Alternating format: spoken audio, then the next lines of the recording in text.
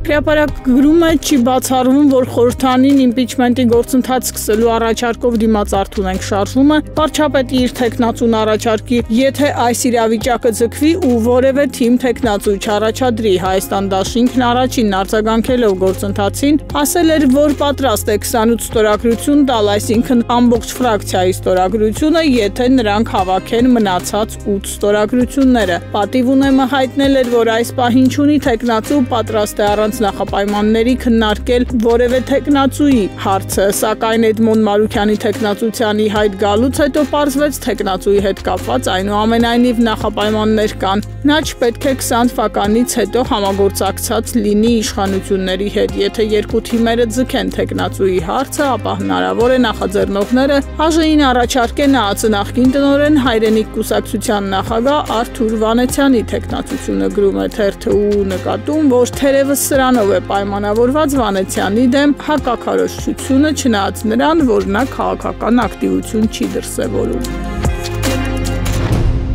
Ժողովուրդը գրում է իշխանության հովանավորյալ գործարարներից Նարեկ Նալբանդյանը կրկին հայտնվել է կասկածելի գործարքների կիզակետում 24-ի սկզբին նա գնել էր Օազիս սուպերմարկետների ցանցը շուրջ 300 միլիոն դրամով, բայց պայմանագրով հաստատված վերջին 60 միլիոն դրամը հրաժարվում է վճարել, անգամ դատարանի մասնակցությամբ փաստացի ընդունել է պարտքը։ Նույն պրոյեկտ Ինտեր Ինվեստ ընկերությունը, որ ամենաթանկ գույքերն ու ձեռնարկությունները արտոնյալ պայմաններով գնում է, Դատարանում անգամ չի առարկել, որ պարտք է Օազիսին, սակայն միաժամանակ փախուստ է տալիս փաստացի, ըստ հետքի չի վճարում։ Նալբանդյանը, ինչպես հիշեցնում է թերթը, ճակերտավոր բարեգործական սեփականաշնորհումների ճանապարհով ձեռք է բերել ոչ միայն Ծաղկաձորի Golden Palace հյուրանոցը, այլև Ծիրան 88 սուպերմարկետների ցանցը իշխանափոխությունից հետո նրա բիզնեսը վերելք է ապրում ու զուգադիպում է ՔՊ վերնախավի տնտեսական փափուկ հովանավորության հետ, իսկ նրա հանդեպ անհասկանալի հանդուրժողականություն կա նույնիսկ չկատարված պայմանագրային պարտավորության պայմաններում, ինչը վկայում է իշխանության գծով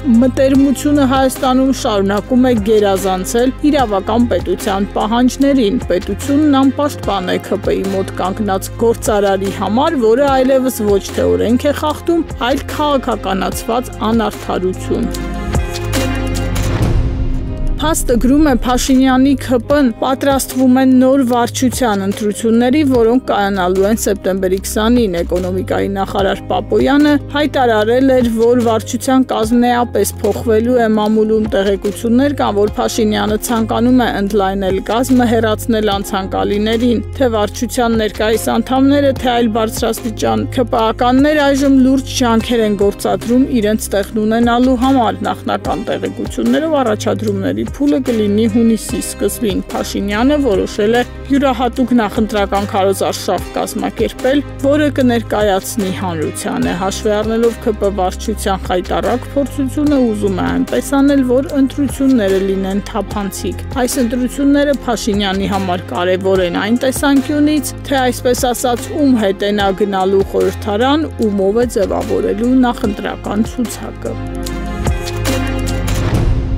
Հրապարակը գրում է Երևանի քաղաքապետարանը վերջերս տարօրինակ ծախսեր է կատարում բյուջեի հաշվին, որոշել է նոր համայնքի հիմնադրման օրը 8 միլիոն դրամ հատկացնել, նաև ջազի փառատոն է անցկացնում, 34 միլիոն դրամով գինու տոնի է պատրաստվում, որը տեղի կունենա հունիսի 6-ից 9 Թումանյան Փարպեցի փողոցների խաչմերուկում։ Երևանի գինու օրեր անվանումով միջոցառումը Շարլ Ազնավուրի 100-ամյա տարելիցի շրջանակներում է, բայց ամենատարօրինակն այն է, որ միջոցառման անցկացման համար քաղաքապետարանը գումար է հատկացնում առևտրային կազմակերպությանը ՆՈՒՄԱՍՊ-ին։ Երևանի բյուջեից 13 միլիոն 753 հազար դրամ կհատկացվի այս ընկերությանը, որպես հիմք նշվում է ՆՈՒՄԱՍՊ տնօրենի ապրիլի 30-ի գրությունը։ Ստացվում է, որ փոխանակ առևտրային կազմակերպությունն աշխատի, շահույթ ստանա, հարկ մուծի, դիմում է քաղաքապետարանին ու բյուջեից փող ստանում իր միջոցառման համար, որով փող է աշխատում։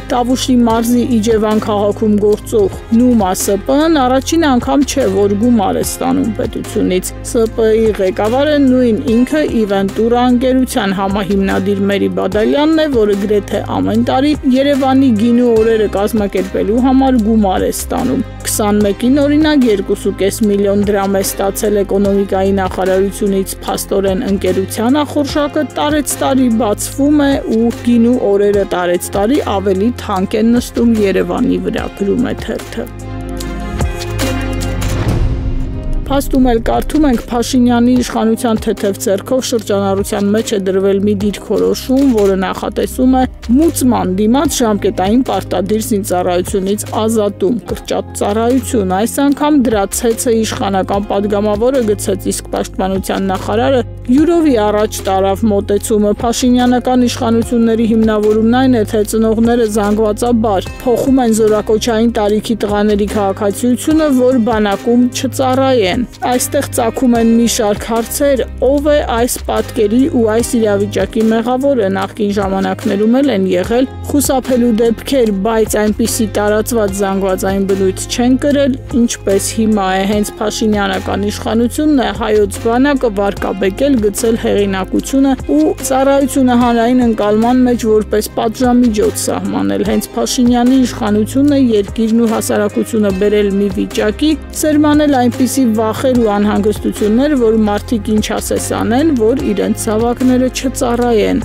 Հարցերի մեկ այլ խումբն էլ ըստ թերթի այն է, որ Փաշինյանն է եկել կոռուպցիայի դեմ պայքարելու, բայց փաստորեն իշխանությունը վերցնում ու փորձում է օրինականացնել կաշառքն ու կոռուպցիան, արդյունքում ծառայությունը դառնալու է աղքատության ցուցանիշ ու, ինչպես ասում են, զապադլո, ու պատահական չեն մասնագետների տեսակետները, որ վերստին բանակի հիմքերին հարվածելու քայլ է անում Փաշինյանը։